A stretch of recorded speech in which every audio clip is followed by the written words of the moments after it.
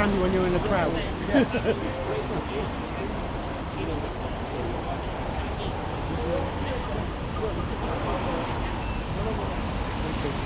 Great. I'd say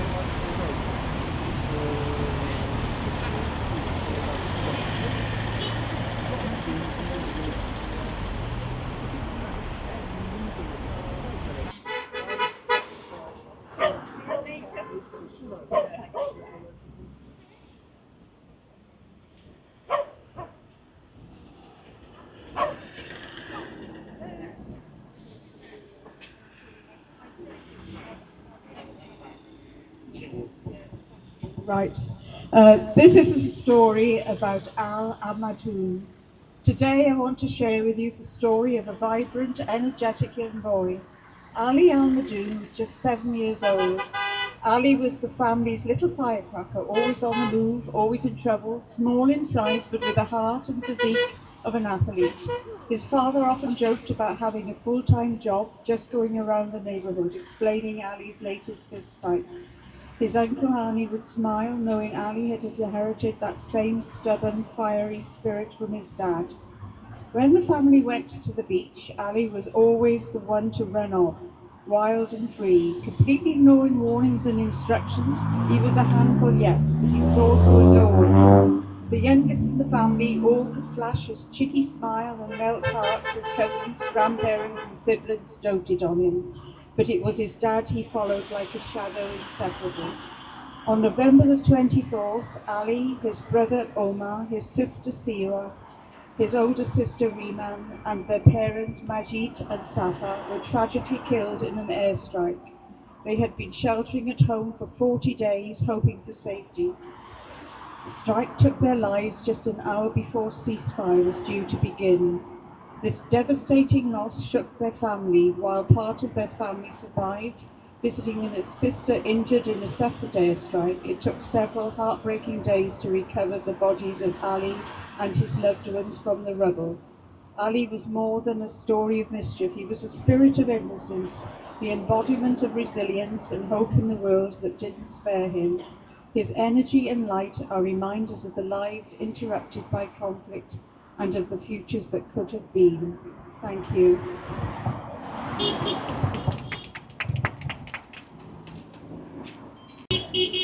Today, my body was a TV'd massacre. Today, my body was a TV'd massacre that had to fit into sound bites and word limits. Today, my body was a TV'd massacre that had to fit into sound bites and word limits, filmed with enough statistics to counter measured response. And I perfected my English, and I learnt my UN resolutions. But still, he asked me, Miss Ziada, don't you think that everything would be resolved if you would just stop teaching so much hatred to your children? Pause. I look inside of me for strength to be patient, but patience is not at the tip of my tongue as the bombs fall over Gaza. Patience has just escaped me. Pause. Smile. We teach life, sir. Rafif, remember to smile. Pause. We teach life, sir.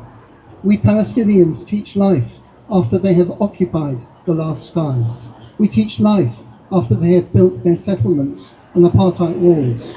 After the last skies. We teach life, sir. But today, my body was a TV massacre made to fit into sound bites and word limits. And just give us a story, a human story. You see, this is not political. We just want to tell people about you and your people. So give us a human story. Don't mention that word apartheid, an occupation. This is not political. You have to help me as a journalist to help you tell your story, which is not a political story. Today, my body was a TV massacre. And how about you give us a story of a woman in Gaza who needs medication? How about you? Do you have enough bone-broken limbs to cover the sun? Hand me over your dead and give me the list of the names with 1,200 word limits. Today, my body was a TV massacre that had to fit into sound bites and word limits and move those that are desensitized to terrorist blood. But they felt sorry. They felt sorry for the cattle over Gaza. So I gave them UN resolutions and statistics, and we condemn and we deplore and we reject. And these are two equal sides, occupier and occupied. And 100 dead, 200 dead, and 1,000 dead. And between that, war crimes and massacre, I vent out words and smile, not exotic, not terrorist. And I recount 100 dead, 1,000 dead. Is anyone out there? Will anyone listen? I wish I could wail over their bodies. I wish I could just run barefoot in every refugee camp and hold every child, cover their ears so they wouldn't have to hear the sound of bombing for the rest of their life the way I do. Today, my body was a TV massacre. And let me just tell you, there is nothing your UN resolutions have ever done about this. And no soundbite I come up with, no matter how good my English gets, no soundbite, no soundbite, no soundbite, no soundbite will bring them back to life. No soundbite will fix this. We teach life, sir. We teach life, sir. We Palestinians wake up every morning to teach the rest of the world life, sir.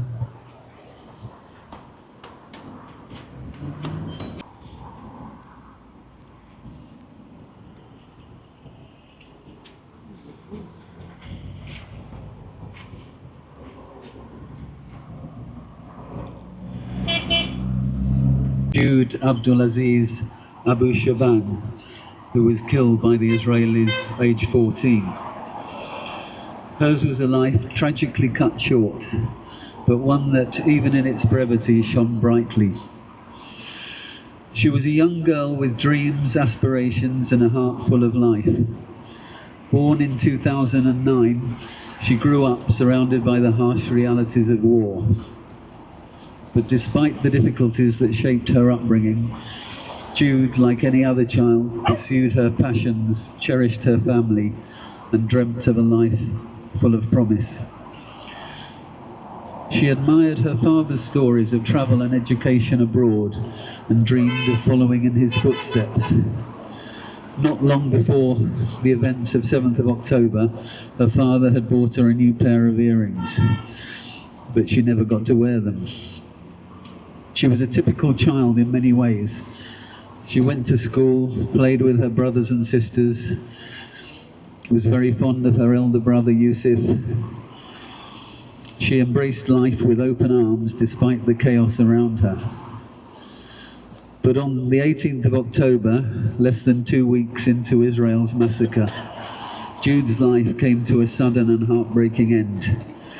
As bombs rained down around her home, she and her family sought shelter in their basement, but safety eluded them when a missile hit the house. Shrapnel from the blast tore through the sanctuary, and in those terrifying moments she was fatally wounded. Her loss is a reminder of the innocent lives taken too soon in times of war. A bright and joyful young girl, she'll forever be remembered for her love, her dreams, and the life she lived, however brief. May we always strive for a world where children like Jude can grow up in peace and realize their dreams. Thank you. Palestine. From the river to the sea, Palestine will be free. From the sea to the river, Palestine will live forever. Newport says, ceasefire. Cardiff says, ceasefire. Swansea says, ceasefire.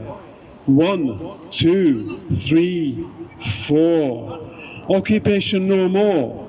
5, 6, 7, 8. Israel is a cruel, cruel state because in our thousands, in our millions, we are all of us, Palestinians.